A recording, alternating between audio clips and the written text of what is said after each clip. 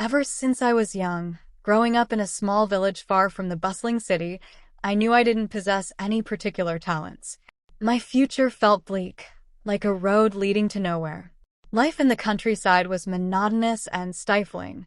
As I watched friends and neighbors leave for bigger cities, the thought often crossed my mind, maybe, just maybe, if I move to the city, something good will happen. And so, one day, I packed my meager belongings, said goodbye to my quiet rural life, and headed to Tokyo with the hope that things would change for the better. But reality in Tokyo was far from what I had imagined. Instead of the success stories I had heard from others who moved there, I found myself lost in a maze of endless streets and crowded trains.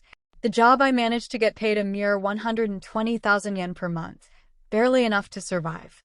I had no close friends in the city, no romantic prospects, and spent most of my days moving from one meaningless task to the next. Life became a dull routine. Wake up, work, go home, repeat.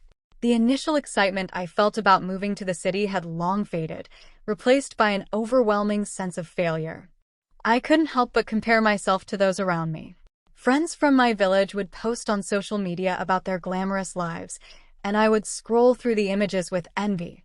They seemed happy, accomplished, and settled, while I was stuck, a ghost moving through the city, unnoticed and unremarkable. As the months passed, my self-esteem sank lower. I couldn't even bring myself to call my family and tell them how things were going. What could I say? That I was a disappointment? That I had failed? Then, out of the blue, I received a message from my best friend from high school. He had found me online and invited me to our high school reunion back in our hometown. At first, I scoffed at the idea. A reunion? What for?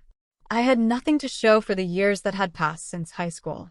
Everyone else probably had stories of success, families, and exciting careers. I had nothing. I couldn't bear the thought of showing up as the guy who had failed in Tokyo, the one who had come back with his tail between his legs. So I ignored the message. But my friend was persistent. Every few days, he would send another message, telling me about who would be there and how great it would be to catch up. He even called a few times, insisting that I come, no matter how things were going for me. Eventually, I gave in, not because I wanted to go, but because I didn't have the energy to keep refusing. Fine, I thought, I'll go. I'll make an appearance and then slip away before anyone notices how much of a loser I've become. The day of the reunion arrived, and I boarded the train back to my hometown.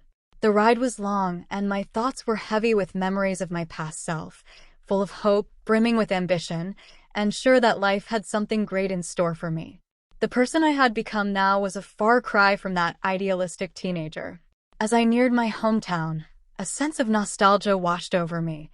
The familiar landscape